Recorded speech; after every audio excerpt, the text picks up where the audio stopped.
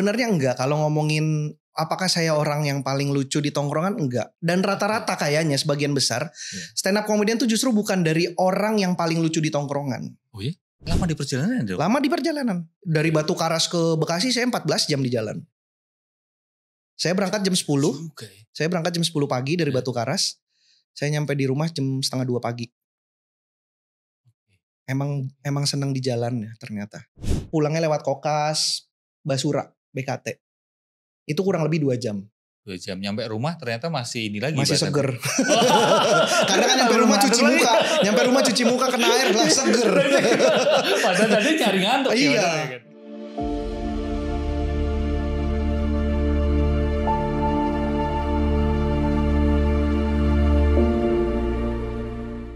Yuk kita mulai ya.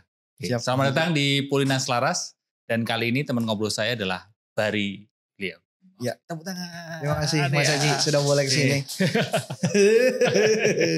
Dan kita akan ngobrolin tentang motoran dan kesehatan mental. Ya. Nah ini sesuatu yang mungkin selama ini belum pernah ada yang ngobrolin ya sama kamu ya. Iya. Dan ada satu hal menarik ini Bar. Gimana Mas Tadi Haji? sih sebenarnya off cam sebelum kamera on ada satu hal menarik yang ingin aku sampaikan dan aku ketawa sendiri itu. Jadi gini, kamu kan orang motoran. Ya. Ini banyak orang nggak tahu. Aku itu orang yang nggak bisa naik motor, Bar. Oh iya. Ini satu kelemahan, kekonyolan yang itu istriku aja ketawa. Orang kaya berarti ya? Oke, ya kan belum pasti. Biasanya yang nggak dibolehin naik motor itu orang kaya Mas Haji. Oh gitu. Kalau di circleku ya, aku naik sepeda dulu. Tapi bisa naik sepeda. Bisa. Motor kenapa nggak bisa? Karena tidak boleh atau? Gini, ada cerita. Ini malah aku yang cerita nggak apa-apa ya. Nggak apa-apa. Ini kan ngomong santai aja. Jadi aku 3 bersaudara. Sebenarnya 4 bersaudara sih. Kakakku kandung persis, nomor 3 yang mestinya nomor 3 itu meninggal dalam kandungan. Meskram gitu, ibuku meskram. Nah aku jadi nomor 4, jadi nomor 3. Sebenarnya nomor 4 jadi nomor 3. Kakakku pertama itu motoran banget. Oke. Cowok. Sering kecelakaan. Oke, bisa terus ada ini ya runutannya ya. Nyambung jadinya. Nyambung ya. Kakakku kedua itu cewek. Bisa naik motor juga. Agak tomboy gitu. Maksudnya dia pengen kayak kakaknya yang laki-laki gitu. Muncullah aku ya setelah ada kejadian tadi nomor 3 meninggal terus aku. Nah aku itu agak protektif. Jadi agak dijaga lah ya. Iya. Tapi alasan yang ku bilang tadi biasanya orang kaya tidak membolehkan anaknya naik motor tuh berhubungan. Karena dianggap mobil lebih safety. Oh iya dong, iya, karena tertutup. Masuk akal, make sense. Tertutup dan hal-hal kecil yang bisa mengganggu keamanan tuh diminimalisir lah di mobil. Orang pakai helm kadang-kadang kemasukan debu, kelilipan, fokus hilang. Kalau mobil kan semua tertutup, kedap, tidak bising, harapannya bisa fokus. Beberapa temanku tuh gitu, nggak dikasih naik motor tuh karena gua nggak dikasih naik motor, kata bokap lebih aman mobil. Nah teman-teman gue rata-rata begitu yang emang orang ada. Gitu. Jadi ada alasan safety-nya gitu. Betul. Kalau level-level saya kan mau naik motor, ya naik motor aja udah kita mampunya beli itu kok. Kamu berapa bersaudara? 3 Mas Haji, aku paling besar. Oh sulung. Tulang punggung. Makanya tadi sulung dan bungsu gitu ya. Bahkan aku SMA itu, aku udah pacaran sama yang sekarang istriku. Jadi pacaran memang lama. Waktu aku SMA itu malam minggu gitu ya. Naik sepeda aku. Oh iya. Bahkan di Solo aku. Kalau di Solo sepedaan masih oke lah. Kamu lahir di mana? Aku lahir Jakarta. Oh udah anak Jakarta. Udah lahir Jakarta. Ya. Jadi anak naik sepeda bahkan naik becak. Tahu becak?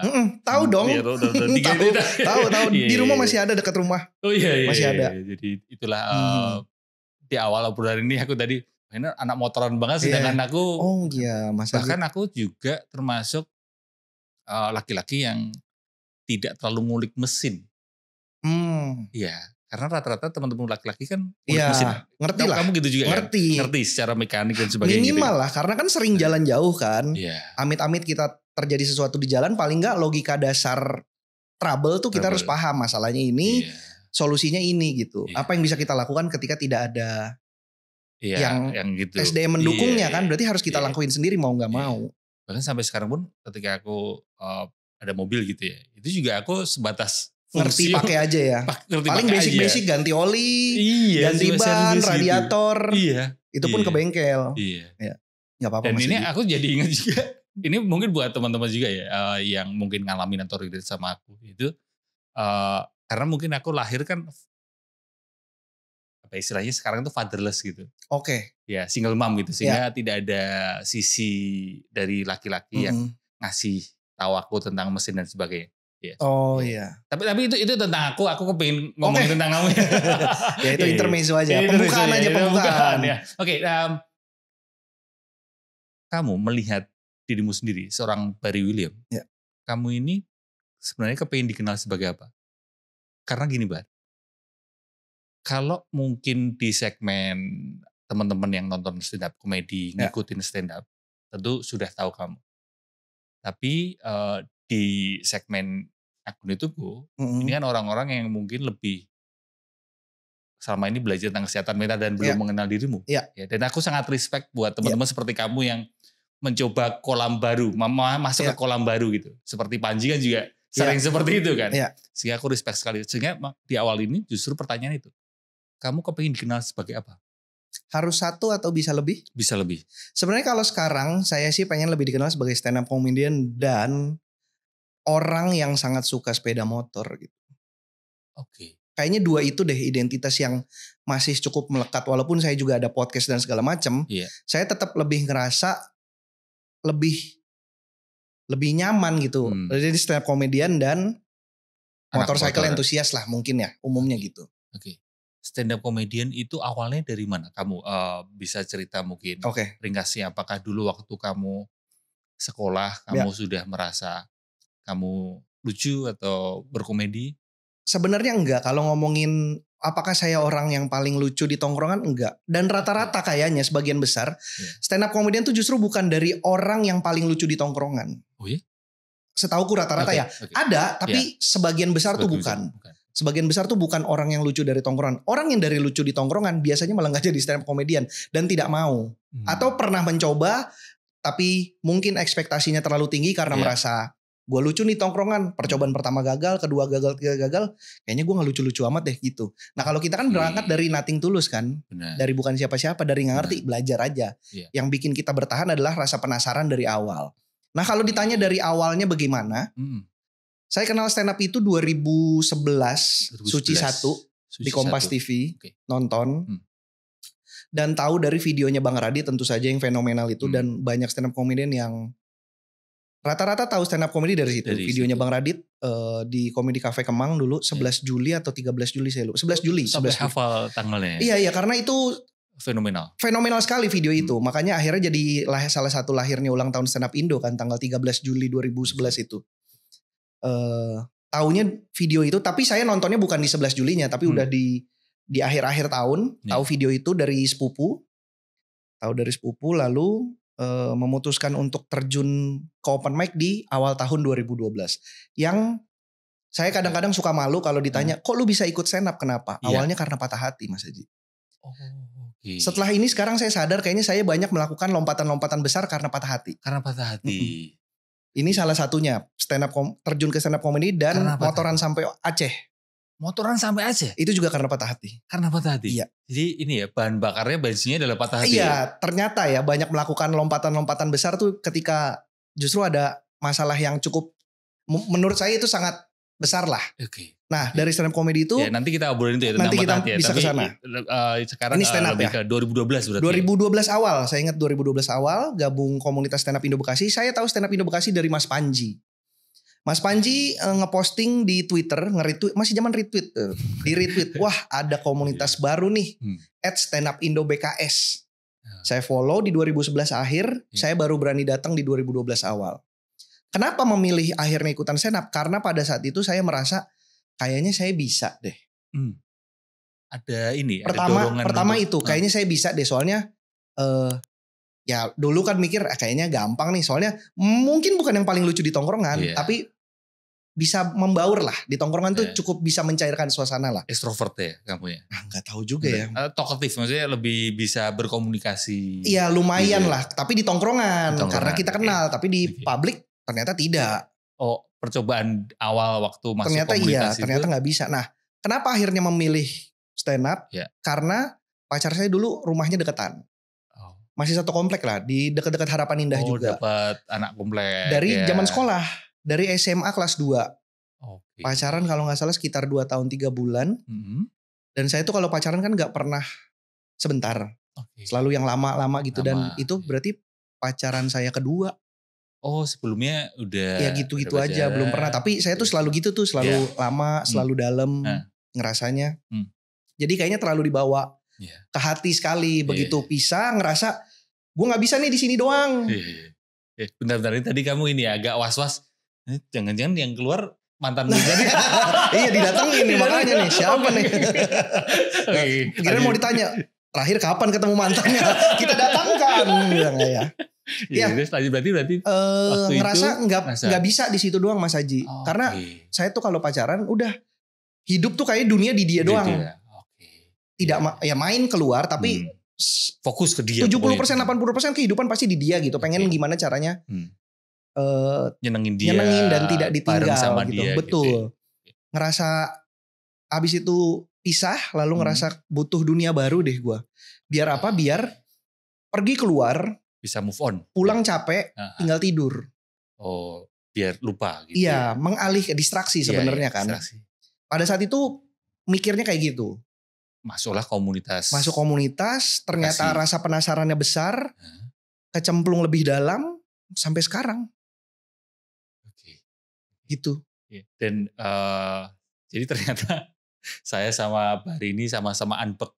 Anak Bekasi. Anak Bekasi betul. Anak Bekasi kita masih Bekasi, kan? Anak Bekasi. Bekasi Pride. Bekasi Pride. Jiwa petarungnya harusnya tinggi ya. Iya. Karena perjalanan kita jauh sekali. Apalagi kalau main ke Tangerang. Oh iya. Iya 3 provinsi itu kita. Jawa Barat, DKI, Tangsel. Iya. Dan keresahanku juga itu gini Mbak. Di Kalimalang. Itu kenapa ya galian jalan itu gak rambung-rambung gitu. Ini kenapa ya Mas? Kayak kelihatannya udah jadi dirusak lagi lah. Ada lagi, benar. Ada lagi gitu. Benar. Dan ini pas giliran dekat rumahku itu perempatan itu yang menuju komplek itu kan. Iya, benar sih. Gak rambung-rambung itu, gak kelar dan macetnya minta ampun gitu kan. Salah, mungkin satu hal yang bisa kita ambil positifnya berarti pembangunannya berjalan. Dan berjalan terus ya. Salah satunya pembangunannya berjalan. Yang kedua mungkin dibuat-buat. Nggak tahu kalau itu. Kita ambil positifnya aja. Nggak apa-apa lah ya, tipis-tipis ke situ ya. Oke, balik ke tadi berarti. Terus 2012 lanjut sampai sekarang. Sampai sekarang. Tapi kamu masuk ke Suci sempat kompetisi Suci, kan? 2015 Suci 5 angkatanku Rigen. Rigen juara satunya, juara 2-nya Rahmat, juara 3-nya Frimawan. Oh kamu sama Frimawan juga? Aku tuh 6 juga? besar ya. Aku tuh 6. Rigen, Rahmat, Frimawan, 4 tuh Dani Aditya yang pakai kursi roda. 5 dia tahu. Bentar ya, makanya aku lupa nih. Dani Aditya. Dani Aditya juga. Iya, Dani Aditya yang kursi roda. Seangkatanku. 5 atau 6 ya? Kayaknya 6 deh seingatku ya, lupa. Pokoknya abis Dani itu kalau gak salah Apip Sapi. Tapi saya lupa sih sejujurnya. 5 atau 6 ya, lupa. Ini buat teman-teman yang nonton silahkan komen ya. Si Bar ini sebenarnya lama juga, 5 atau 6 ya kan. Tapi Suci 5 2015. Dari berbagai stand up comedian ya. Sebatas aku juga ngikutin tipis-tipis. Yang kelihatan, yang menarik perhatian. Ya semuanya asik, semuanya oke. Tapi yang secara psikologis itu perhatian kita ketarik ke dia itu stand up comedian yang punya persona. Ya. Seperti Rigen tadi. Ya. Marah-marah. Ya kan. Frimawan absurd. Ya kan. Atau mungkin yang lainnya juga gitu kan ada itu. Barry William itu personanya apa menurut kamu? Persona itu kalau saya sebenarnya berubah-berubah seiring pertumbuhan manusianya ya Mas Panji ya. Mas Haji. Soalnya saya pertama kali stand up itu persona saya adalah Cina miskin.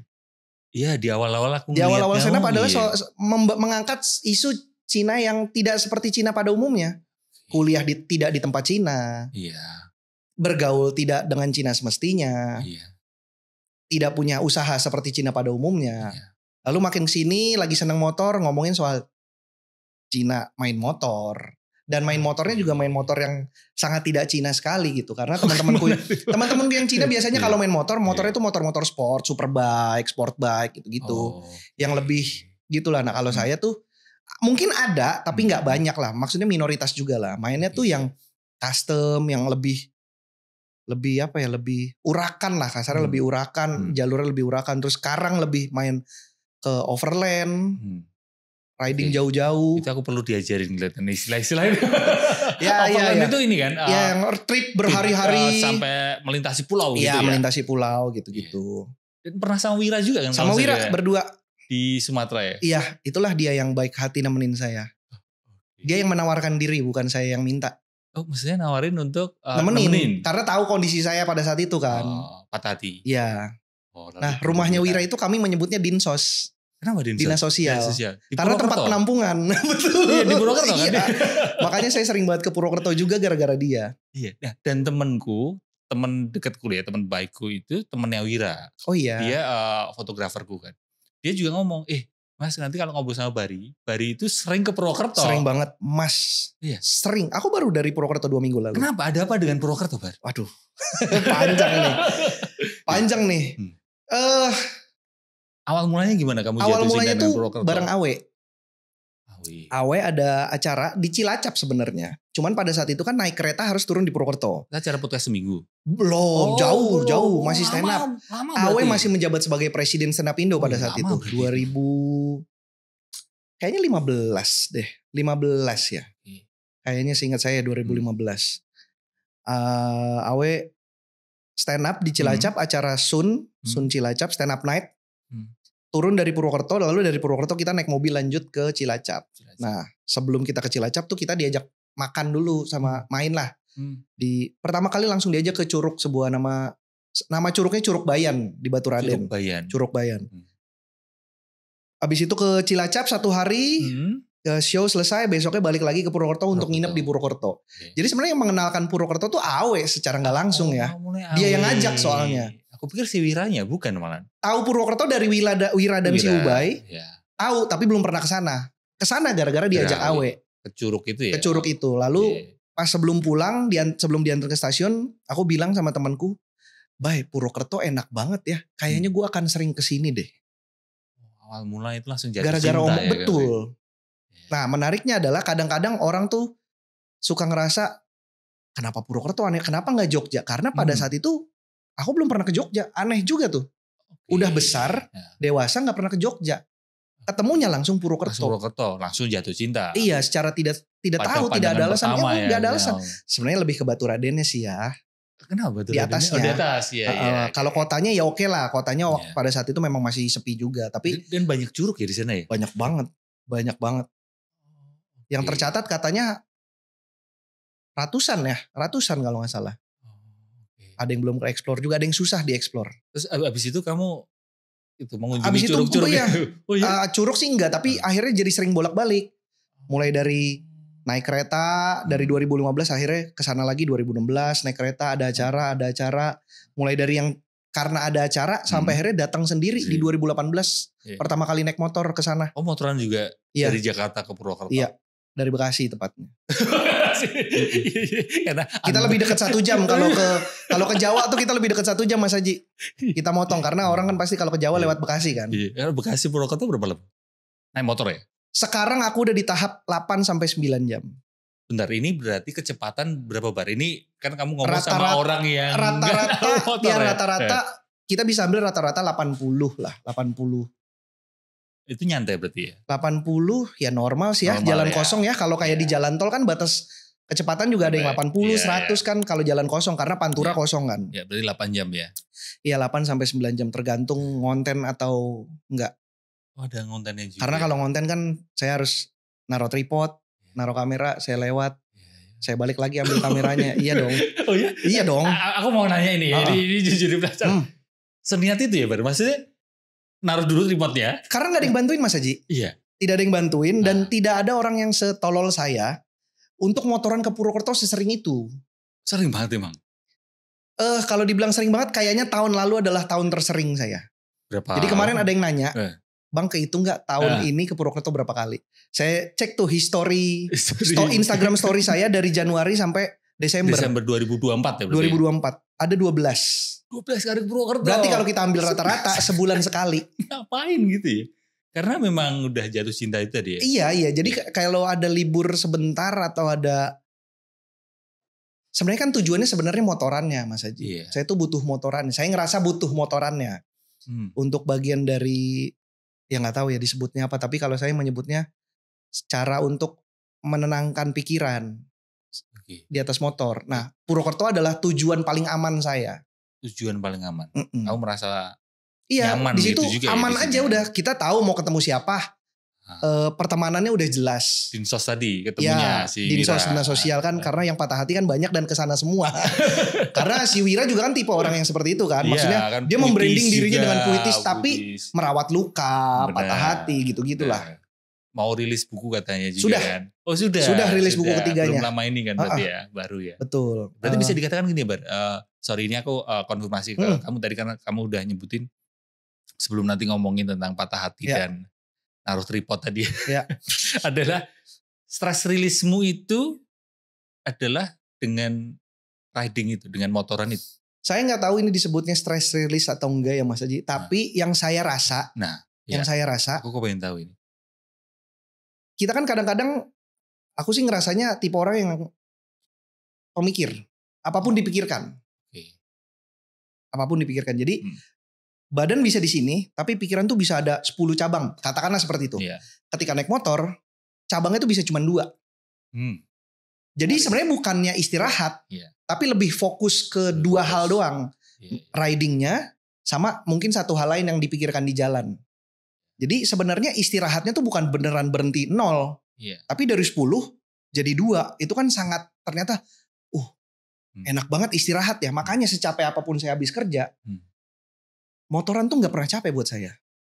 Karena ternyata mengurangi jumlah cabang pikiran gitu ya. Saya ngerasanya gitu. Makanya saya gak tahu ini disebut stress release atau enggak. Karena kemarin pun saya ada 3 hari kosong. Ini kan lagi dalam bikin show. Ya lagi banyak lah overthinking segala macam. Soal pertunjukan, soal ya dan segala macamnya. Persiapannya ya. Persiapan dan di luar hal itu tentu saja. Kemarin ngeliat, ada 3 hari ini gue bisa kabur. Motoran saya. 3 hari. Berangkat hari Kamis, siang, nyampe Purwokerto jam 9 malam. Tidur. Jumat saya di Purwokerto, seharian cuman main ke bengkel, ketemu teman-teman. Sabtu pagi saya udah harap pulang. Tapi saya mampir dulu lewat Bandung, saya pulangnya muter, jadi lewat Bandung lebih jauh. Saya muter lewat Pangandaran, Batu Karas, Ranca Buaya, Ciwidey, Bandung, baru Bekasi. Jadi menarik ya, langsung hari Sabtu saya berangkat. Hari Sabtu berangkat. Hari Sabtu pagi, Minggu di Purwokerto, Senin saya pulang. Purwokerto cuma sehari. Sehari doang. Lama di perjalanan dong. Lama di perjalanan. Dari Batu Karas ke Bekasi saya 14 jam di jalan. Saya berangkat jam 10. Saya berangkat jam 10 pagi dari Batu Karas. Saya nyampe di rumah jam 1:30 pagi. Emang senang di jalan ya ternyata. Tujuannya tuh kayak ya udah pelengkap aja, cuman buat tempat istirahat, tempat lu makan, tempat lu safe gitu untuk ngamanin barang, ngamanin badan. Tapi di jalan tuh sendirian, dengar suara mesin, suara angin, suara pohon, dan saya senang banget berhenti di tengah hutan, Mas Haji. Berhenti di tengah hutan. Iya kan kadang-kadang kan kita kalau lagi lintas antar provinsi kan suka ngelewatin hutan yang ya kosong aja gitu. Makanya saya suka naruh tripod. Makanya saya bilang, kenapa saya berani naruh tripod? Karena saya pastikan itu jalan kosong. Kamu berhenti dulu. Berhenti, pastiin jalan kosong. Saya naruh tripod. Di pinggir jalan aja. Pinggir jalan, pasang kamera. Abis itu saya lewat, sampai ujung. Saya balik lagi. Ambil itu, pasang tripod, jalan lagi. Nah di tengah hutan tuh kadang-kadang saya duduk setengah jam. Minum, kan saya cuma minum air putih kan. Jarang minum manis-manis. Terus bukan tipe yang berhenti lalu harus ngerokok banyak. Enggak, saya duduknya diem, minum air putih, dengerin suara angin, suara pohon. Ya, kamu termasuk orang atau stand up comedian yang menikmati waktu luang ya? Maksudnya woles gitu. Akhirnya iya. Kamu menjalani hidup ini dengan prinsip, ya udahlah pelan aja gitu. Gimana? Akhirnya sekarang begitu Mas Haji. Walaupun masih ada ketakutan-ketakutannya ya. Kayak salah gak sih gue jalan pelan gini? Karena akhirnya jadi membandingkan dengan teman kan. Iya. Banyak loh saya udah disalip beberapa ade-adean. Tapi akhirnya saya menyadari juga ya memang mungkin saya tipenya yang pelan. Salah satu panutan saya dalam memandang hidup adalah Kang Soleh sih sebenarnya. Iya dia kan sangat wise banget kan, beyond banget kan. Kayak ya udahlah gue kerja ya udah yang penting gini. Gitu kalau ada kerjaan capek bisa gitu loh dia. Tapi gak khawatir sama hidupnya. Ya, mungkin karena agamanya kuat juga ya. Ya sholatnya Kang Soleh rajin gitu. Saya masih perlu perbaiki ibadahnya ya. Mungkin itu yang membuat dia lebih bisa lebih memahami soal hidup tuh. Ngerti lah gue ada yang ngatur kok. Gue menjalankan dengan usaha yang memang gue bisa. Nah kalau saya mungkin gak tergesa-gesa gitu. Iya. Akhirnya saya menerima Mas Haji soal bahwa saya memang geraknya pelan, tidak seperti yang lain. Walaupun di beberapa titik ada lah. Ada ya, wajar lah manusia. Kepikiran-kepikiran soal gimana ya kalau ternyata pelan gue ini ternyata malah akhirnya bikin gue berhenti. Pelan ini salah atau enggak ya? Gitu, iya ini salah gak ya? Gitu. Ada gak yang mau nerima dengan orang speednya lambat kayak gini? Kayaknya itu salah satunya saya sering ngabur ke Purwokerto. Kenapa? Karena ngerasa Jakarta tuh terlalu cepat. Saya di rumah seharian di Jakarta merasa bersalah. Merasa bersalah? Iya. Karena orang-orang tuh pada berkegiatan. Betul. Pada kesini bikin ini, begini. Gitu. Di Purwokerto saya gak ngapa-ngapain. Aman-aman aja Mas Haji. Karena di sana ya mungkin karena yang dilihat Wira juga ya. Wira tuh slow living sekali tuh orang. Bener. Kegiatannya pagi-pagi cuma ini ya kaosnya seringkali kaos ini metal, kan. Itu metal, cadas. Gitu. Tapi di rumah sarungan. Kerjaannya. Dia Mas Haji kan rumah dia kan dia punya slow bar lah. Iya benar. Ala-ala coffee shop. Jadi tempat dia bikin kopi itu jendela aja. Terus tanaman. Dia kan suka banget tanaman kan. Karena dia juga pertanian. Kerjanya pagi-pagi adalah buka kerainya. Cahaya matahari masuk. Lihat pepohonan. Setel musik. Musiknya kadang-kadang entah lagu jedak-jeduk TikTok. Kadang-kadang ya dia butuh untuk kontennya kan. Setel musik. Lalu nyeduh kopi. Terus bakar rokok. Duduk aja gitu. Kadang ntar jam makan siang lu dulu makan. Ayo keluar baru keluar. Jadi ngeliat di depan gua ada orang segitu santainya menikmati hidup. Ya udah gua nggak apa-apa. Iya, ada temennya. Kalau di Jakarta di rumah terus buka Instagram story. Pada ngumpul bikin ini. Pada bikin konten ini. Pada gini. Kok gua rebahan ya gitu. Jadi ada insecure-nya ya. Iya tapi nggak tahu tuh itu salah nggak ya. Jadi kayak kabur kan Mas Haji. Kalau tadi aku membayangkan perjalanan tadi kan seru sekali ya meskipun itu tadi ke Purwokerto dan hanya Minggu, Senin lalu Selasa kamu balik lagi kamu menikmati perjalanan itu. Jadi berangkat sekarang ya? Berangkat. Saya tipe orang yang begitu tuh Mas. Kalau motoran ya, kalau motoran berangkat sekarang. Oke. Nanti kita akan ngomong itu ya spesial showmu dengan judul berangkat sekarang. Berangkat sekarang. Kapan itu? 31 Mei 2025 di Teater Kecil Taman Ismail Marzuki. Buat yang penasaran bisa langsung tadi. Boleh beli tiketnya di barrywilliam.com. barrywilliam.com. Tanggal bisa diulangin tadi? 31 Mei 2025. Di Teater Kecil Taman Ismail Marzuki. Oke. Tim itu memang ada beberapa. Ya, ada teater besar sebelahnya ada Geraha Bakti Budaya. 3 itu aja. Iya. Kamu yang di teater kecil. Iya, teater kecil aja. Gak pede jualan gede-gede.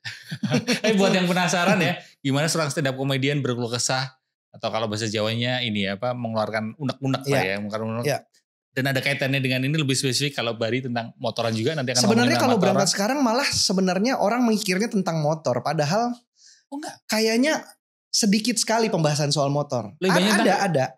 Lebih banyak tentang patah hatinya. Lebih banyak tentang soal kasarannya gambarannya adalah ketakutan kita terhadap suatu hal yang ada di pikiran sehingga kita lebih memilih menunda dibanding melakukan. Oh makanya ayo sekarang gitu ya. Makanya harus dipaksa ayo berangkat sekarang. Karena kalau kelamaan mikir makin ketinggalan kita. Nah ini lebih relate ini sama teman-teman yang selama ini ngikutin kesehatan mental tentang procrastination. Nah saya baru tahu istilah itu prokrastinasi. Iya, menunda-nunda karena takut. Iya. Karena merasa tidak mampu. Padahal itu hanya di pikiran. Iya. Merasa tidak capable, tidak. Iya, kayaknya lu belum layak deh, kayak lu nggak bisa. Siapa sih yang mau beli bar?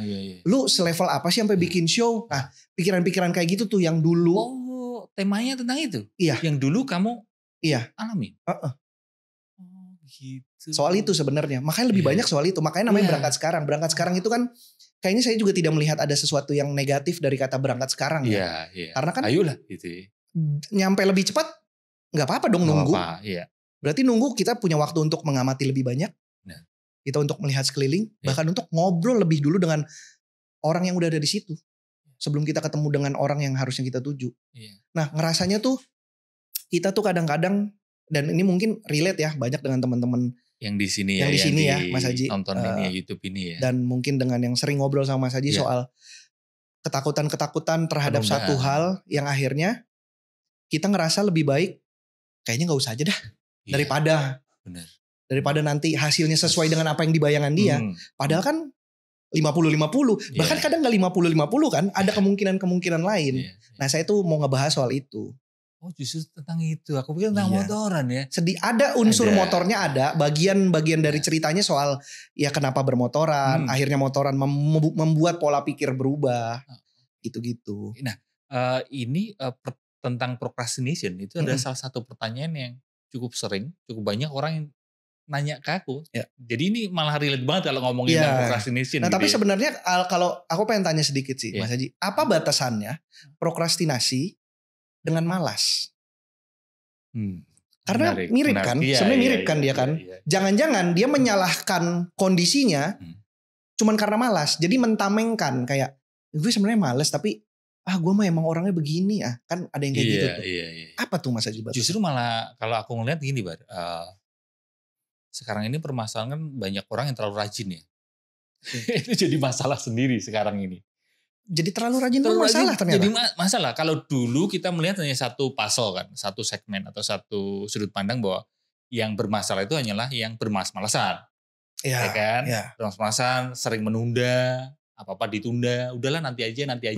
Makanya terus, ayo pokoknya harus sekarang gitu. Tapi justru sekarang ini juga perlu dipahami, ini mungkin bisa jadi tambahan materi, silahkan kalau mau. Maka ini insight nih. Iya, harusnya insight, jadi premis atau apa. Orang yang di sisi sebaliknya sekarang ini juga bermunculan. Banyak orang burnout, stres berlebihan karena kayak harus sekarang gitu. Iya. Pokoknya harus apa istilahnya terlalu rajin gitu, terlalu tidak bisa kamu menikmati hidup seperti kamu tadi yang menerima dirinya bahwa ya udah berhenti dulu sejenak. Tapi hati-hati orang yang ada juga yang membenarkan berhenti sejenak. Slow living itu justru malah kebablasan jadi malas-malasan. Nah itu. Makanya ada kalanya ngegas, ada kalanya ngerem. Seperti motoran kan? Oke. Nggak bisa ngegas terus, nggak bisa ngerem terus. Panas ke ngegas terus, mesin overheat. Benar. Masuk akal. Kelamaan berhenti, bisa kemalaman, nggak nyampe-nyampe. Kan? Betul. Iya, makanya sekarang ini perlu sebuah seni itu perlu menyesuaikan. Menarik ya, terlalu rajin ternyata masalah ya. Masalah. Ada orang jadi overwork sekarang, workaholic. Nggak bisa berhenti. Ya. Dan masalah relasi atau bahkan keluarga jadi nggak karu-karuan karena satu pihak yang terlalu ini terus. Oke Mas Haji, gimana kalau ternyata orang-orang yang kita melihat dia overwork, kan overwork itu kan outputnya burnout. Tepat sekali. Kalau ada orang yang overwork, outputnya burnout, sebenarnya dia nggak suka tapi dia mau nggak mau melakukan itu. Tapi gimana kalau ternyata dia suka? Oke. Apakah itu tetap jadi masalah? Tergantung. Dia melakukannya perlu ditelusuri lebih dalam. Dia melakukannya. Seseorang yang beneran totalitas melakukan satu hal gitu, mungkin sampai berjam-jam dia melakukan itu, bahkan berhari-hari dia totalitas fokus ngerjain itu. Itu kemungkinannya dua. Ngerjainnya bahan bakarnya, bensinnya adalah ketakutan. Atau yang kedua, ini lebih sehat. Dia ngelakuinnya, bahan bakarnya adalah love. Cinta. Bedanya apa? Kalau yang pertama bahan bakarnya adalah ketakutan, dia akan selalu khawatir akan hasilnya. Seperti tadi kamu ceritakan. Saya itu. Seperti kamu tadi cerita dari yang kayak orang menunda karena dia takut nanti hasilnya gimana. Iya. Karena dia udah mikirin masa depan. Iya. Berarti bahan bakar dia melakukan itu ketakutan. Jadi dia takut karyanya nanti bisa diterima pasar atau enggak ya. Nanti bisa laku atau enggak ya gitu. Sedangkan orang yang kedua bahan bakar atau bensinnya adalah cinta, dia nggak peduli hasilnya. Dia hanya beneran be present, hanya di momen itu, ya lakuin aja yang ada sekarang. Itu yang gitu. Saya di motor tuh. Nah iya. Nah yang ketakutan saya di stand up. Iya kan? Berarti dua karakter dengan dua sudut pandang yang berbeda tuh. Iya. Dan biasanya ini kalau secara psikologis, masterpiece, karya yang mungkin bisa evergreen, bisa terkenal, biasanya diciptakan, proses penciptaannya itu nggak mikirin hasilnya. Oke. Ya, beberapa teman misal musisi gitu, lagumu terkenal, waktu dulu kamu nyiptain, iya. Kamu mikirin bakalan laku nggak? Enggak, sama sekali nggak mikirin hasilnya, dia beneran dalam tanda petik jatuh dalam proses penciptaannya. Gitu. Melakukan aja karena dia suka aja. Iya. Jadi kamu motoran seperti itu ya? Justru. Ya? Nggak mikirin tuh hasilnya kayak apa. Ini akan ujungnya kemana. Emang senang prosesnya aja. Tapi malah ngebawa ke titik A, titik B, ke titik C. Ke pekerjaan-pekerjaan yang gak pernah disangka. Kayak lah ada orang naik motor dibayar.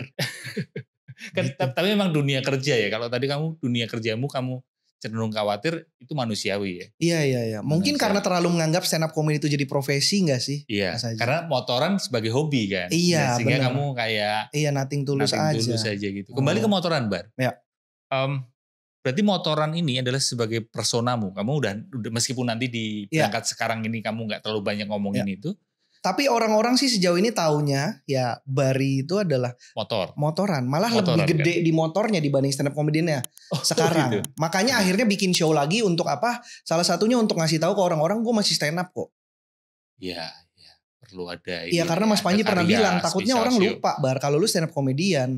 Taunya kamu ada anak motor. Iya motoran aja. Lu mau dianggap stand up comedian juga gak? Kalau mau ya lu harus bikin sesuatu. Ya. Oh masuk akal. Iya.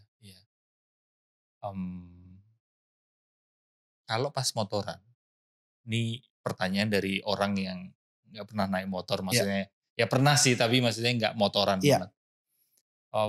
Ada temen yang bilang gini, motoran malam-malam atau istilahnya night ride itu enak banget, nyaman banget. Ya, setuju. Tapi ada satu momen teman saya bilang gini, Bang, waktu night ride itu kepengin hilang aja dirinya gitu. Ada perasaan gitu nggak sih waktu kamu night ride gitu? Menghilang dari hidup ini gitu. Kalau menghilang kayaknya dulu Mas Haji.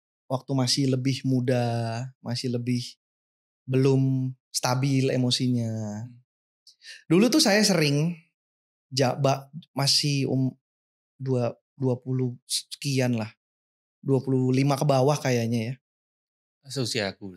Oh enggak. Terus gimana? Sekarang jauh banget dari 20. Seusia Mas Aji dulu kan. Dulu ya. Cukup sering. Ya terutama di masa-masa itulah ya. Saya kalau patah hati lama Mas Aji. Oh move on-nya lama. Ya move on-nya lama sama kayak orangnya tuh kayak suka merawat kesedihan. Laki-laki cenderung gitu Bar. Oh laki-laki itu tipikal laki-laki ternyata ya? Justru laki-laki itu malah cenderung ya, nggak semuanya. Iya betul. Cenderung ya sebagian besar lah mungkin. Iya susah move on. Iya nah saya kan lama, nah kadang-kadang tuh yang kayak gitu-gitu bikin salah satu cara saya untuk pikirannya tidak kemana-mana adalah motoran. Jadi abis kerja nih atau dulu ngapain, jam 9 udah di rumah, jam 10 udah di rumah, nggak bisa tidur, jam 1 keluar lagi saya. Muter aja cuman dari Bekasi ke Jakarta kalau tengah malam paling setengah jam 45 menit. Ya udah muter Bekasi, ini rute favorit saya. Rute favorit saya kalau dari saya kan Raya Bekasi. Saya kan Cempaka Putih dulu mentokin. Cempaka Putih Senen. Senen kan lurus langsung Tugu Tani kan. Tugu Tani saya puterin Monas ke kanan. Lalu keluar Medan Merdeka, Bundaran HI, lurus sampai Bundaran Senayan. Putar balik, Sudirman lagi, sampai Bundaran HI lagi, belok kanan arah Taman Menteng, lalu belok kanan ke arah Setiabudi Kuningan, lurus sampai Usmar Ismail, saya belok kiri, pulangnya lewat Kokas, Basura, BKT, itu kurang lebih 2 jam. 2 jam nyampe rumah ternyata masih ini lagi. Masih seger. Karena kan nyampe rumah cuci muka kena air lah seger.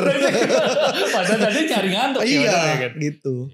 Nah saya sering banget kayak gitu dulu. Dan ya malam tuh gitu mikir kayaknya kalau gue udah gak ada di sini juga kayak dunia tetap berjalan deh. Dan pasti kayaknya tetap berjalan. Gue cuma sebagian kecil kok di dunia ini. Kayaknya orang sedih juga paling sebentar. Kayaknya gak ada juga gak apa-apa dah. Tapi gak capek Bar? Duduk selama itu, apalagi yang kamu overland istilahnya. Iya. Overland gitu. Ya kalau overland kan sebenarnya dibatesin kan, batas kekuatan fisik kita berapa lama. Saya udah ya 14 jam masih oke, tapi sebenarnya nggak sehat. Kalau mau 14 jam, ya kemarin berhenti. Ya berhenti. Oh berhenti. Cuman kan total jadi dari start sampai finish kan 14 jam. Idealnya sebenarnya 10 jam di jalan, 8 jam di motor, 2 jam istirahat. Aku jadi ingat obrolan sama Boa. Boa itu kan juga motoran kan? Boa kan sama penyebabnya. Tadi. Iya, sama. Makanya saya sama Boah tuh cukup cocok. Makanya Boah ikut berangkat sama saya di Berangkat Sekarang. Oh, jadi salah satu penampil. Waktu itu Boah bikin show juga di beberapa kota, saya ikut, saya nyusul di Purwokerto dan Indramayu. Sama-sama anak motornya. Sama-sama senang motor dan cukup sering konsultasi lah soal motor, soal perjalanan. Sama semangatnya itu. Berarti kalau soal menghilang tadi dulu lah ya, kayak masih ada anak mudanya masih gitu, kayak menghilang. Ya itu terlalu sensitif. Iya. Kalau sekarang ya hobi aja lah. Sekarang ya udah sedikit lebih bisa menerima lah, walaupun ya masih ada kepikiran negatifnya masih. Iya. Lama dan panjang kan itu perjalanannya gitu. Iya. Dan tentu kan menguras banyak bensin, benar? Iya. Ya, arahnya kemana tahu ya. Gini, aku mau pertanyaan gini, ini mungkin agak-agak relate dengan kondisi sekarang. Gimana perasaanmu sebagai anak motor dengan bensin oplosan? Oke, pertama saya sudah lama tidak menggunakan Pertamax. Oke. Sehingga inilah ya. Saya jadi nggak ngerasa gimana-gimana banget. Tapi tentu untuk teman-teman yang menggunakan itu, kalau memang benar ternyata dioplos, itu sesuatu yang bahaya. Karena saya tahu seberapa pentingnya sepeda motor untuk orang-orang yang sangat mencintai motor dan perjalanan. Dan itu bisa rusak mesin ya? Iya dong. Terutama untuk motor-motor injeksi. Motor-motor injeksi yang menggunakan full pump. Full pump tuh mahal sekali Mas Haji. Full pump tuh jadi gini, kalau motor karburator, menggunakan karburator, motor konvensional, prosesnya adalah bensin dari tangki turun ke karburator pakai keran.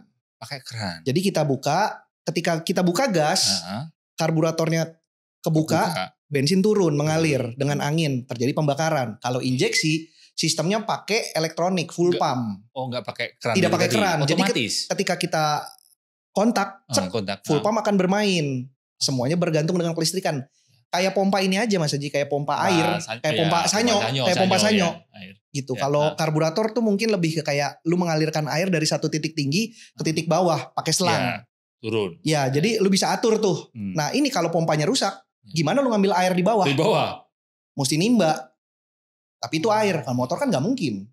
Nah, itu komponen yang cukup sensitif. Ketika tercampur dengan bensin yang tidak benar, makanya dari dulu saya ya salah satunya lah dari situ di situ. Iya, sebenarnya bukan itu, karena saya ngerasa saya orang malas ngantri. Pada saat itu pom bensin sebelah sepi peminat. Saya nggak apa-apa harga mahal dikit, tapi nggak perlu buang waktu saya. Bener. Dateng, turun dari motor, buka, isi bensin, bayar, jalan lagi. Nggak perlu tuh saya ngabisin 5-10 menit untuk nunggu, dorong gitu. Jadi dulu alasannya bukan karena kualitas bensin. Lebih ke antrian, tapi sekarang jadi ngantri. Sekarang ya betul, jadi ngantri. Saya jadi gak asik nih. Personal tapi itu ya. Karena dulunya aku adalah Pertamina kan. Pertamina. Terus karena ada isu itu, ini gimana ya? Belum lama ini baru terus berpindah ke lain hati gitu. Tapi sebenarnya kalau kita ngomongin soal bahan bakar ya Mas Haji, kadang-kadang tuh orang suka salah kaprah bahwa barang mewah tidak boleh menggunakan bensin subsidi, kasarnya seperti itu ya. Sebenarnya yang nggak boleh tuh subsidinya tidak boleh, tapi sebenarnya mesin dan bahan bakar itu masalah kecocokan. Gini, Harley boleh nggak pakai bensin subsidi? Menurut Mas Haji? Kan Harley Davidson mewah dong. Iya, mewah. Pakainya Pertalite boleh nggak? Boleh dari sisi apa dulu? Nah, dari sisi orang umum deh misalkan. Kalau dari sisi dia punya Harley, ya nggak boleh. Nggak boleh dong. Lu mampu beli Harley, masa beli subsidi? Tapi kalau secara kecocokan Harley dari sisi harusnya justru diisi Pertalite. Diisi Pertamax kepanasan. Harley tua ya, kita ngomongin Harley tua nih. Bukan Harley modern. Secara mesin ya? Secara mesin, karena mesin-mesin tua itu memang diciptakan untuk bahan bakar dengan oktan rendah. Itu yang orang gak tahu. Jadi kadang-kadang kita tuh ngisi Pertalite itu bukan karena emang mau murah. Karena memang cocoknya mesinnya ya. Kalau pakai Pertalite atau kalau ada premium lebih bagus, mesin tuh gak panas. Itu sebenarnya kalau ngomongin bahan bakar. Belajar banyak tentang motor ini ya. Ini bisa seharian nih karena aku sebagai orang yang bodoh tentang motor, tentang mesin, jadi betul. Mungkin bisa. Makanya mobil-mobil mewah tapi yang zaman-zaman dulu. Iya. Karena kan bahan bakar dan kompresi mesin itu kan perlu ada kesesuaian. Iya. Kompresi mesinnya berapa banding berapa, ya bahan bakarnya harus yang oktan berapa. Sesuai dengan itu. Ya. Gak boleh salah, kalau salah ntar ya itu berlebih. Iya.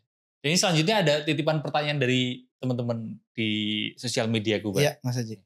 Ini pertanyaannya mungkin agak ini ya, biasa ya, netizen ini agak unik ya kan. Iya, pasti sih. Cukup banyak ini titipan pertanyaannya. Nah. Tek.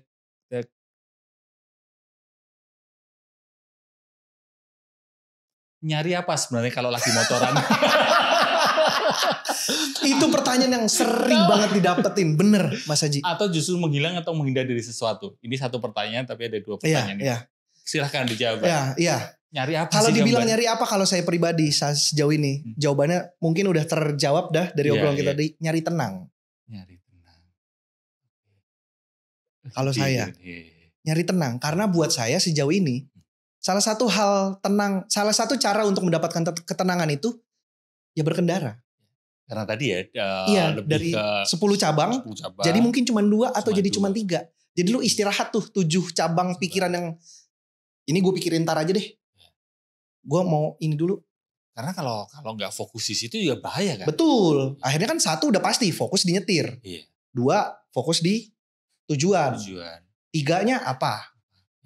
Ini jadi kalau ditanya nyari apa? Nyari tenang. Nyari tenang. Ini juga terjadi di aktivitas fisik yang lain. Kayak misalnya olahraga. Betul. Ya kan? Orang kenapa kok hobi olahraga. Betul. Lari dan sebagainya. Benar. Karena itu tadi. Katanya gitu. Jawabannya itu ya. Olahraga. Orang yang demen nyetir tuh rata-rata gitu. Oke. Kamu kalau parkir rapi nggak? Rapi. Boleh dicek di parkiran sebelah. Saya rasa soalnya saya lihat ini pada nggak rapi karena ngambil saya motor gimana, saya kan. Parkir rapi itu gimana, Bar? Kalau parkir yang ada garisnya, Mas Haji, yang ada batasnya, itu tuh presisi. Harus lurus sama garis. Kiri kanannya tuh proporsional. Motor saya cukup gede. Iya. Parkiran apa motornya apa? Suzuki Inazuma 250 cc, tapi secara dimensi cukup besar. Parkiran motor di sebelah ini, di gedung ini sempit kan? Kalau mungkin teman-teman yang pernah, parkiran sempit. Dan mungkin karena sempit, orang-orang parkir asal masuk aja. Iya, nggak rapi ya. Akhirnya yang harusnya kapasitas 100, karena parkir yang harusnya ini 2 tempat nih, ini batas tengah, parkirnya agak begini. Ini kan jadi nggak bisa masuk, jadi berkurang kapasitasnya. Saya termasuk orang yang rapi. Jawab ya. Parkir rapi harus karena mengganggu orang. Saya nggak suka mengganggu orang. Oke. Apa nggak capek perjalanan jauh pakai motor? Nggak. Karena tenang tadi ya. Iya. Capek otak lebih capek daripada fisik. Ini pertanyaan terakhir ini. Ini menarik. Jadi ini kelihatannya cewek yang nanya. Dia merasa pernah punya mantan atau apa. Pokoknya dia mantannya ini atau cowoknya ini punya motor dengan knalpot yang suaranya cempreng. Ya. Itu menurut kamu gimana? Karena kalau dia diajak naik risih gitu. Lalu kamu diajak naik risih atau enggak? Nah kamu pernah ngalamin itu enggak? Fase di mana motormu knalpot cempreng? Nah kalau ngomongin knalpot cempreng, definisi cempreng tuh nggak ada hitam dan putih Mas Haji. Iya nggak ada. Itu tuh abu-abu. Ya. Iya ini tuh abu-abu. Oh ini cempreng. Betul. Ini. Ada yang cempreng sember nggak enak. Ada yang suaranya keras, tapi didengar tuh untuk orang tuh masih kayak contoh knalpot motor Harley Davidson yang standar dengan knalpot motor katakanlah Matic 150 cc yang sudah ganti berisiknya sama, tapi mana yang lebih enak didengar? Harley Davidson itu kan standar, tapi memang mesinnya besar. Jadi secara knalpot standar dia gede, guduk. Dibanding motor 150 cc yang sudah ganti knalpot yang gitu. Sama-sama berisik, tapi mana yang lebih masuk di kuping? Sebenarnya gitu. Makanya definisi cemprengnya dulu mesti jelas. Atau mungkin ini ya ada batas desibel, betul. Desibel, sebenarnya ada batas desibel. Mesin tertentu dengan suara tertentu. Contoh, knalpot aftermarket yang dibuat, ada yang dibuat memang sudah diukur untuk kebisingannya. Oke, kebisingannya. Betul. Jadi kalau dibilang apakah saya terganggu atau tidak, saya pernah punya knalpot yang berisik banget dan akhirnya saya sadar itu tidak. Itu mengganggu orang lain.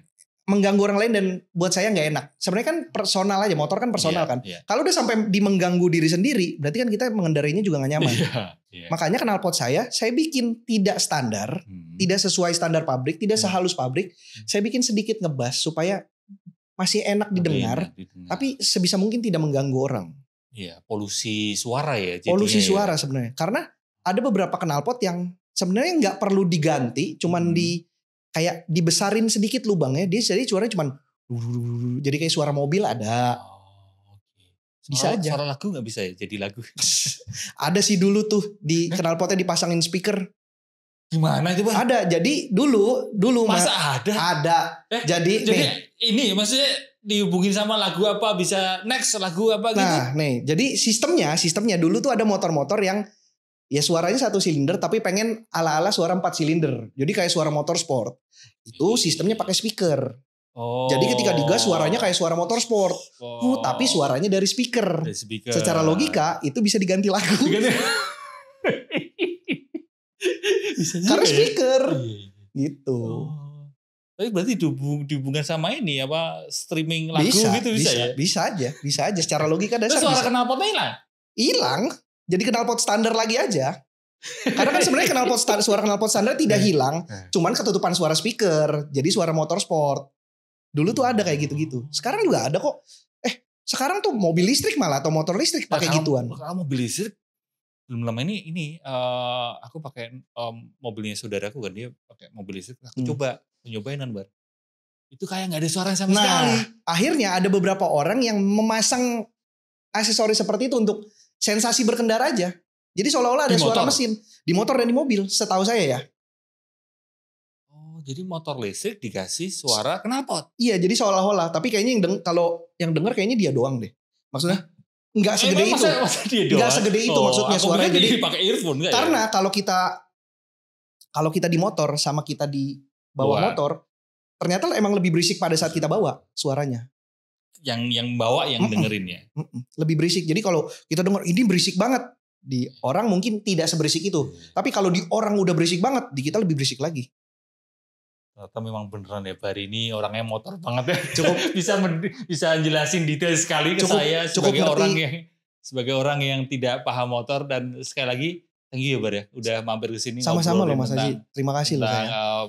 Motor, kesehatan mental, terus jadi tahu kenapa ya orang kok bisa tenang ketika naik motor. Mas Haji tahu soal ini nggak dulu konten yang viral soal ke psikolog mahal, makanya orang lebih suka duduk di depan kursi Indomaret. Iya. Nah itu awal mulanya kenapa ada istilah duduk di kursi Indomaret untuk bikin tenang. Karena duduk di kursi Indomaret itu dilakukan oleh orang-orang yang sedang melakukan perjalanan jauh. Iya, biasanya dulu dilakukan gini, kita lagi touring nih. Benar. Saya pun kalau istirahat berhentinya di minimarket karena sekalian beli minum, sekalian duduk gitu kan. Nah, biasanya istirahatnya di situ. Iya. Habis jalan jauh terus kita duduk. Tapi orang-orang mengira kita nih Indomaret nih di depan gang. Kita duduk di situ buat tenang. Bukan sebenarnya. Ini sebenarnya orang-orang yang duduk di situ adalah orang-orang yang sudah melakukan perjalanan jauh. Sedang melakukan perjalanan. Mungkin motor atau mungkin mobil atau apapun intinya gitu, atau yang sepedahan jauh.